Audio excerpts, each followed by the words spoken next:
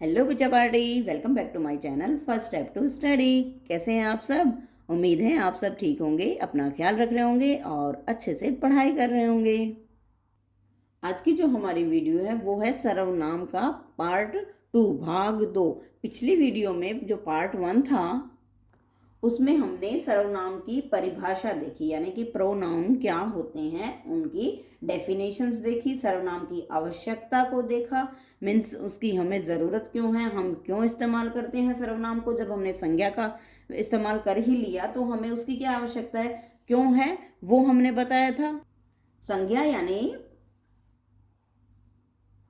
Noun और pronoun means सर्वनाम, यानी प्रोनाउन सब्स्टिट्यूट अ नाउन। ये जो सर्वनाम है वो संज्ञा का सब्स्टिट्यूट है, उसकी जगह पर जो है इस्तेमाल होता है। और सर्वनाम की आवश्यकता क्यों पड़ी? संज्ञा की बार बार पुनरावृत्ति जो हो रही थी, मीन्स बार बार उसको यूज कर रहे थे, तो उसको रोकने के लिए, उसके सौंदर्यपूर्ण बनाने के लिए हमारे वाक्य को, इसलिए हम सर्वनाम का इस्तेमाल करते हैं। और हमने बताया था कि उसमें जो सर्वनाम की जगह पर हम यूज करते हैं वो शब्द होते कौन कौन से हैं, जैसे मैं, तुम, वह, हमारा, वे, उसका, उसकी, यहाँ, वहाँ, कहाँ और किधर। और हमने किया था सर्वनाम के भेद कितने होते हैं। सर्वनाम के कितने भेद होते हैं? 6 भेद। कौन कौन से? पुरुषवाचक सर्वनाम, निश्चयवाचक सर्वनाम, अनिश्चयवाचक सर्वनाम, निजवाचक सर्वनाम, प्रश्नवाचक सर्वनाम और संबंधवाचक सर्वनाम।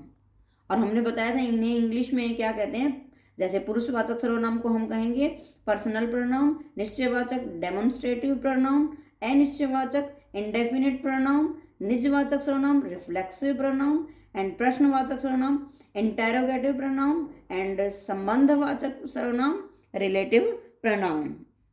और आज हम इन सभी सर्वनामों की परिभाषा एग्जाम्पल के तहत देखेंगे। ओके, तो स्टार्ट करें। पुरुषवाचक सर्वनाम, ये हमारा पहला सर्वनाम है। उसका जो भेद है वो कौन सा है? पहले वाला पुरुषवाचक सर्वनाम। और ये पुरुषवाचक सर्वनाम क्या होता है बच्चों? जिन सर्वनाम शब्दों का प्रयोग बोलने वाला खुद के लिए और दूसरों के लिए करता है, मीन्स वो अपने आप के लिए भी यूज करता है और जब सामने वाला उससे बात कर रहा है उसके लिए भी वो शब्द यूज किए जाते हैं, उन्हें हम पुरुषवाचक सर्वनाम जो है वो कहते हैं। और ये जो सर्वनाम है पुरुषवाचक, इसके भी जो पार्ट जो होते हैं वो 3 पार्ट होते हैं। कौन कौन से? ये 3 प्रकार होते हैं। कौन कौन से? उत्तम पुरुष, मध्यम पुरुष, अन्य पुरुष। यानी कि अगर हम इंग्लिश में इन्हें समझाएं तो होते हैं first person, second person and third person. First person यानी उत्तम पुरुष, इट मीन्स कौन कौन से? जैसे मैं यानी कि आई, मी एंड माई सेल्फ।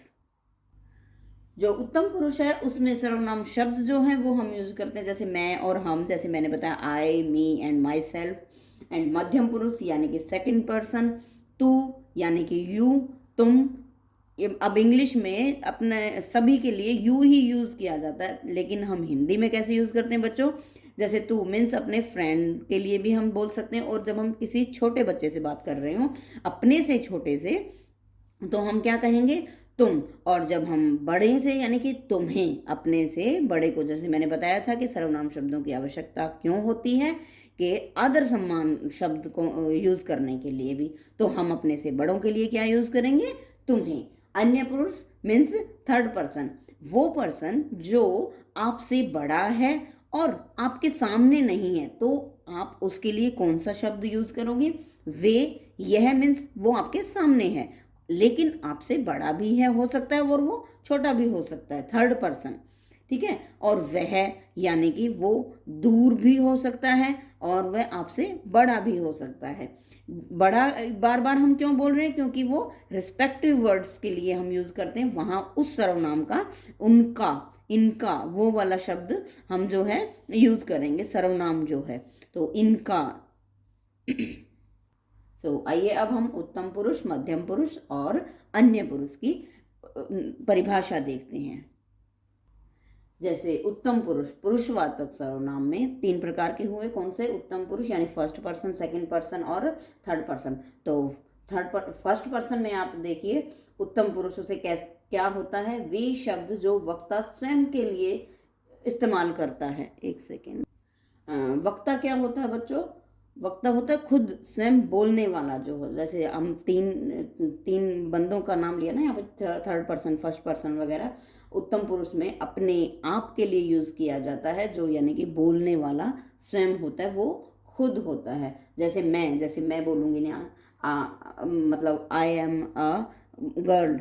हम मीन्स जब दो पर्सन बात कर रहे हो, जब दो लोग बात कर रहे हो, तो हम उसको दोनों को ऐसे मैं और ये मीन्स हम लोग ऐसे बात करेंगे। जैसे अगर हम वाक्यों में आपको दिखाते हैं, वाक्यों में हम इसको कैसे उदाहरण देंगे। जैसे देखिए, मैं गाना गा रही हूँ। मैं means I am singing a song. मैंने कविता लिखी, आई रॉट अ पोएम। हम दिल्ली जाएंगे मीन्स हम लोग we are going to Delhi. Okay, तो ये इसमें हमने यूज़ किया मैं, मैंने और हम, यानी कि जब दो पर्सन बात कर रहे हो तो शब्द हम कौन कौन से, या सर्वनाम हम कौन कौन से यूज़ करेंगे। और जो पुरुषवाचक सर्वनाम का ही ये पार्ट है उत्तम पुरुष मीन्स फर्स्ट पर्सन। और दूसरा है मध्यम पुरुष। वे शब्द जो वक्ता दूसरे के लिए इस्तेमाल करता है, मीन्स जब साथ दो मैन जो है बात कर रहे होते हैं, तो अपने लिए जैसे मैं यूज़ किया, और साथ वाले के लिए, फ्रेंड्स के लिए क्या बोलेगा, तू, तुम या तुम्हें।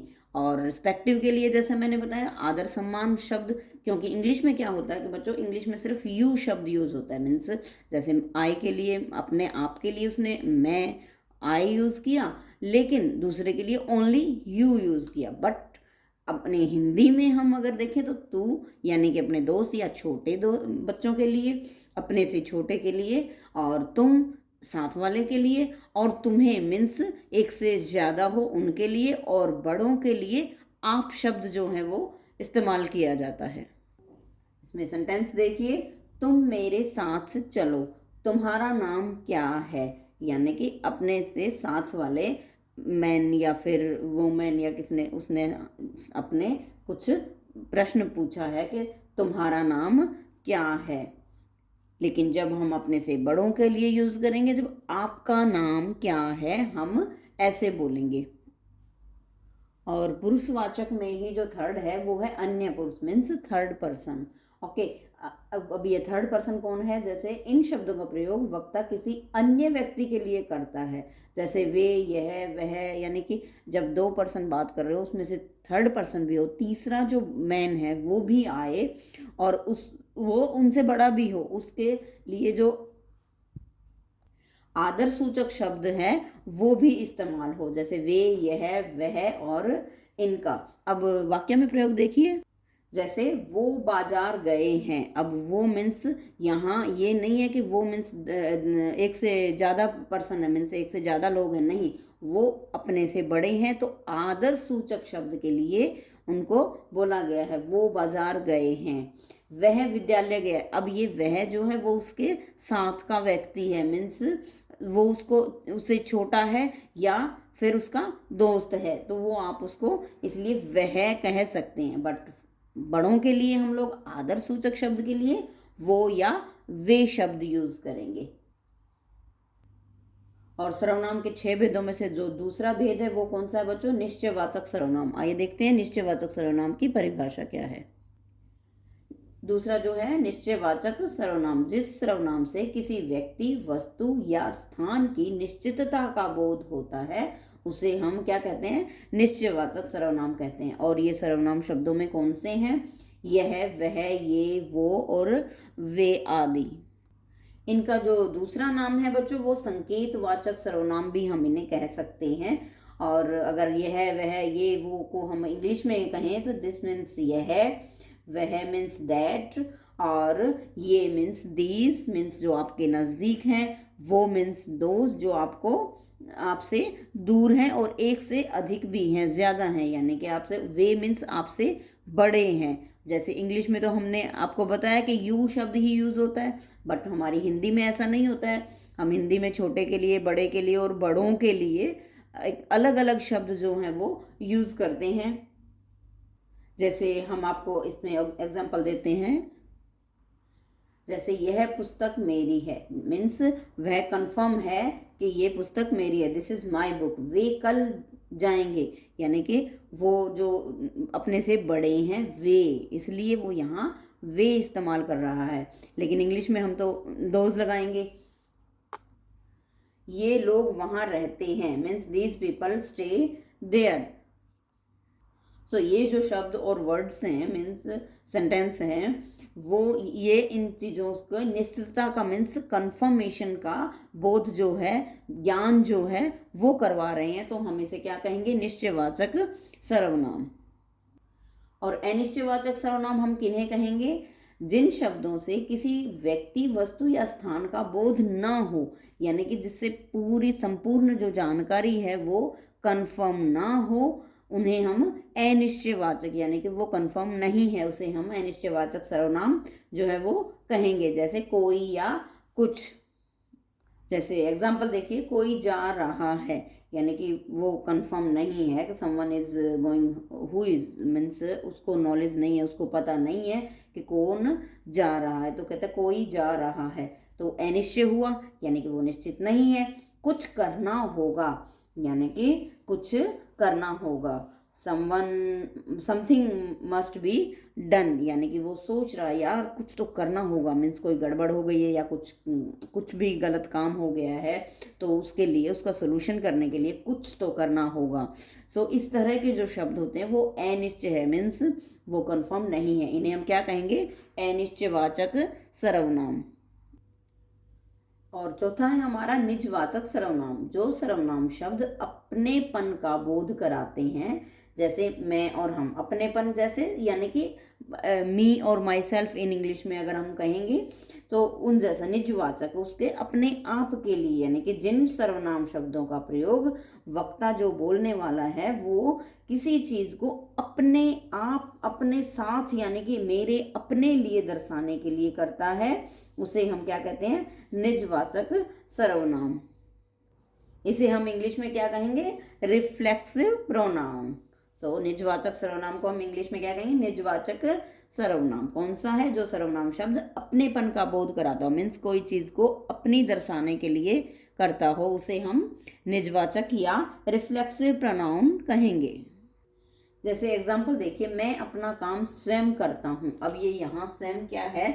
मी या माई सेल्फ जो होता है, हम अपने आप के लिए जो यूज करते हैं। और दूसरा है मैं वहाँ अपने आप चला जाऊँगा, मीन्स मैं अपने आप वहाँ, यानी खुद, वो खुद जाएगा, किसी को साथ नहीं है, किसी को साथ लेकर दो जो पर्सन है वो नहीं जाएंगे। इसमें बच्चों हम इंग्लिश के कुछ शब्द यूज़ कर सकते हैं, क्योंकि जैसे हिंदी में मैंने आपको बताया कि हम लोग यू ही इस्तेमाल करते हैं, इंग्लिश में सॉरी, हम यू ही इस्तेमाल करते हैं, लेकिन हम हिंदी में अलग अलग शब्द यूज़ करते हैं इंग्लिश के लिए। और यहाँ क्या है कि निजवाचक मैं अपने आप के लिए भी यूज़ करूँगा और किसी दूसरे के लिए भी, और वो दूसरा कोई गर्ल भी हो सकती है और बॉय भी हो सकता है। जैसे मैं खुद, यानी अपने आप के लिए, हिमसेल्फ, यानी कि जब कोई पर्सन जो है वो बॉय के रूप में हो, एक पुरुष हो, तो हम क्या कहेंगे उसको? हिमसेल्फ। और हर सेल्फ क्या होगा? वो खुद, यानी कि एक गर्ल या वुमेन।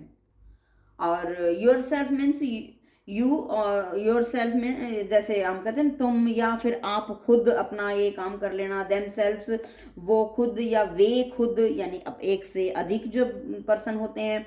आवर सेल्फ्स, यानी कि हम खुद, जब एक से अधिक पर्सन जब खड़े हों तो हम क्या कहेंगे? आवर सेल्फ्स। सो यहाँ निजवाचक का क्या मतलब हुआ कि जैसे मी और माई सेल्फ हम, और मैं जो हम यूज करते हैं उसे हम क्या कहेंगे? निजवाचक सर्वनाम। या फिर कोई भी शब्द जो हम अपने लिए इस्तेमाल करते हैं उन्हें हम क्या कहेंगे? निजवाचक सर्वनाम।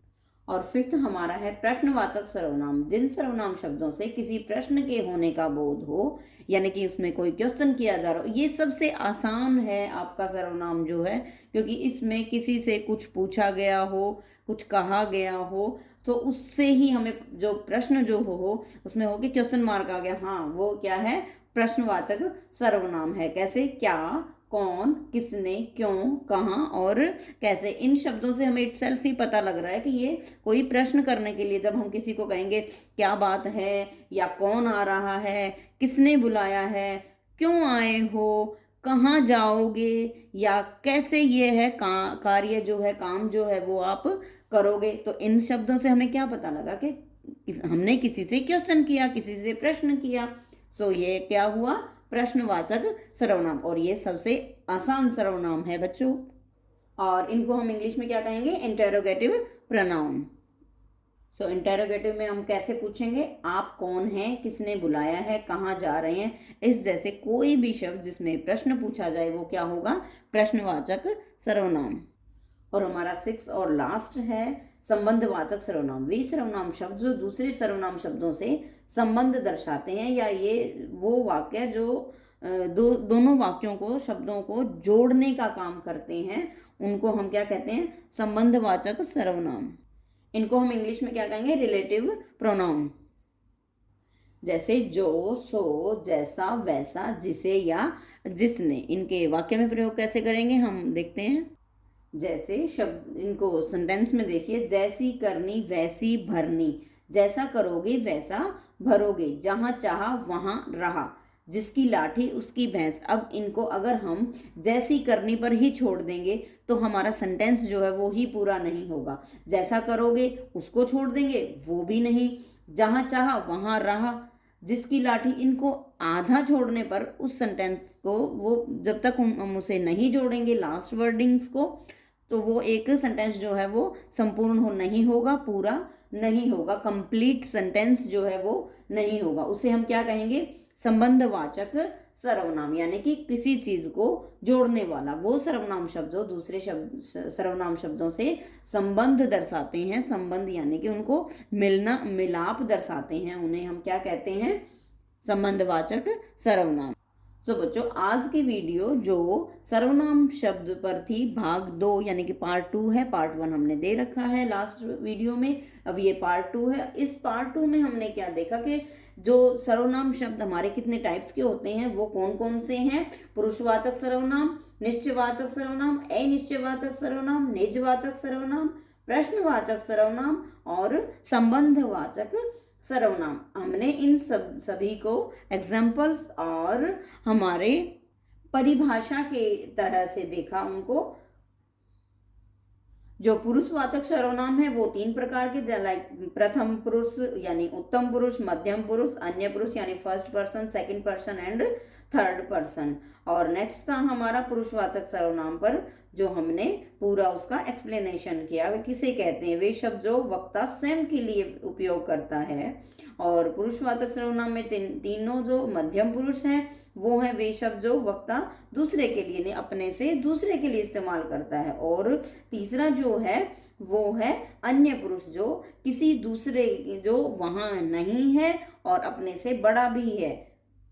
और नेक्स्ट है निश्चयवाचक सर्वनाम। उसको सर्वनाम कौन सा होता है, निश्चयवाचक, जिस सर्वनाम से किसी व्यक्ति, वस्तु या स्थान की निश्चितता का बोध होता है, वो हम क्या कहते हैं, निश्चयवाचक सर्वनाम। और अनिश्चयवाचक, जिन शब्दों से किसी व्यक्ति, वस्तु या स्थान का न होने का जो बोध है वो होता है।